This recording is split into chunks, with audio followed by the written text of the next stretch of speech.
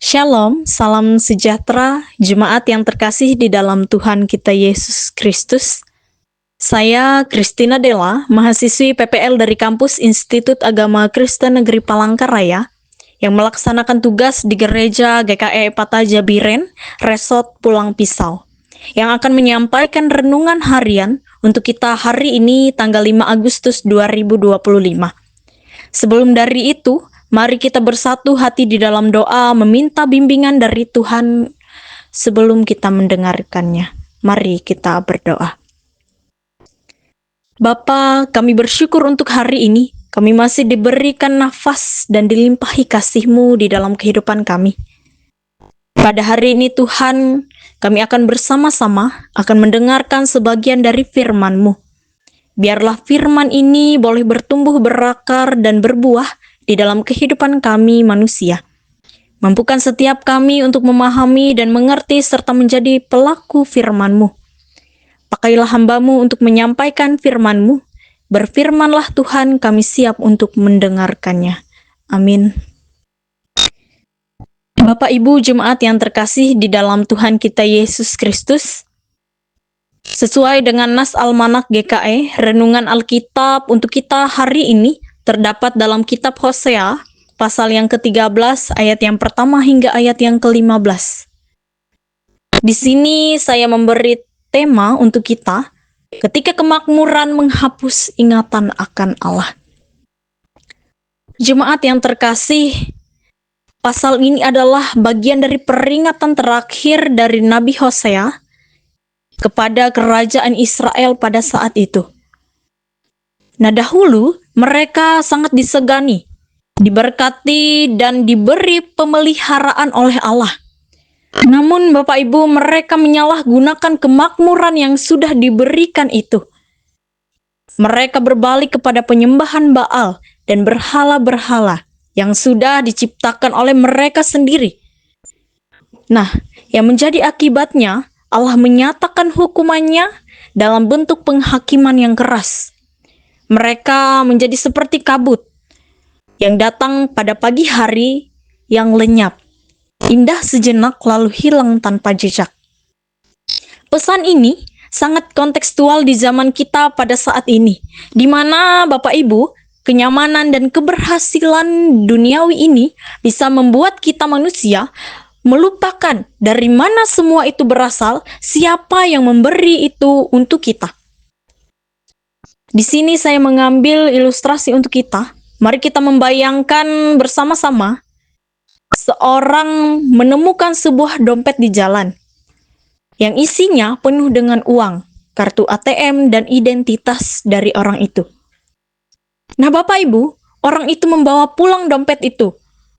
Tapi alih-alih mengembalikan kepada pemiliknya, ia malah merasa berhak atas semua isi dari dompet yang ia temukan. Ia mulai memakai uang itu untuk berbelanja, menikmati kehidupannya, lalu melupakan siapa pemilik sebenarnya dari dompet yang ia temukan itu. Dan ia bahkan berpikir, ini pasti berkat dari langit. Nah, Bapak Ibu jemaat yang terkasih di dalam Tuhan kita Yesus Kristus, begitulah yang dilakukan Israel. Allah memberi mereka dompet berkat, hasil panen keamanan kekuasaan mereka, tetapi mereka merasa semua itu hasil mereka sendiri. Mereka lupa siapa yang memberikan semua itu kepada mereka. Yang menjadi pertanyaan bagi kita semua adalah, apakah berkat yang ada, yang kita terima hari ini semakin mendekatkan kita pada Tuhan atau malah menjauhkan kita dari Tuhan? Dari nas Alkitab Hosea pasal yang ke-13 tadi, di sini saya memberikan dan mengambil 2 poin. Yang pertama dalam kitab Hosea pasal yang ke-13 ayat yang ke-6, itu merupakan kesombongan setelah kenyang membawa kepada kejatuhan. Yang berbunyi, setelah mereka kenyang, maka hati mereka meninggi. Itulah sebabnya mereka melupakan aku.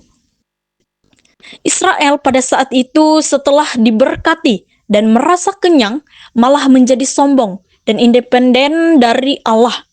Mereka melupakan bahwa semua yang mereka miliki itu berasal dari tangan Tuhan sendiri. Bapak Ibu, ini adalah pola yang berulang kali ketika manusia sedang dalam penderitaan, mereka berseru pada Tuhan. Tetapi ketika semuanya baik-baik saja, mereka melupakan Tuhan. Kita dapat belajar bahwa ketika keadaan hidup kita mulai membaik, apakah kita tetap setia dan bersyukur kepada Tuhan, atau justru kita menjadi seperti Israel yang merasa tidak lagi membutuhkan Tuhan di dalam kehidupan kita? Poin yang kedua, Allah tidak akan mengabaikan selamanya. Bapak Ibu jemaat yang dikasihi oleh Tuhan, Allah menggambarkan dirinya sebagai singa macan tutul dan beruang, bukan karena ia kejam Bapak Ibu, tetapi karena umatnya yang keras kepala dan terus menyembah berhala. Ketika peringatannya diabaikan oleh kita, kasihnya berubah menjadi keadilan. Dia tidak akan tinggal diam saja saat umatnya menghina hubungan yang kudus itu Bapak Ibu. Yang boleh menjadi pelajaran bagi kita adalah ketika tidak bisa hidup sembarangan dengan mengandalkan kasih karunia sebagai alasan untuk terus berdosa di dalam hidup kita.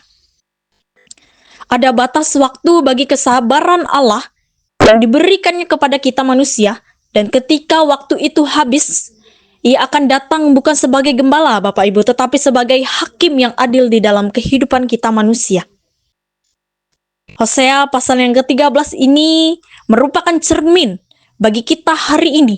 Kita diingatkan bahwa Allah tidak pernah berubah akan kasih-Nya yang besar dan tulus kepada kita manusia, tetapi keadilannya juga nyata di dalam kehidupan kita.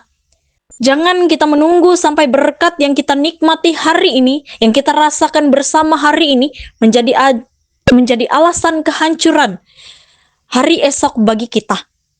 Tuhan merindukan agar kita kembali kepadanya, mengakui bahwa hanya Dialah satu-satunya juru selamat.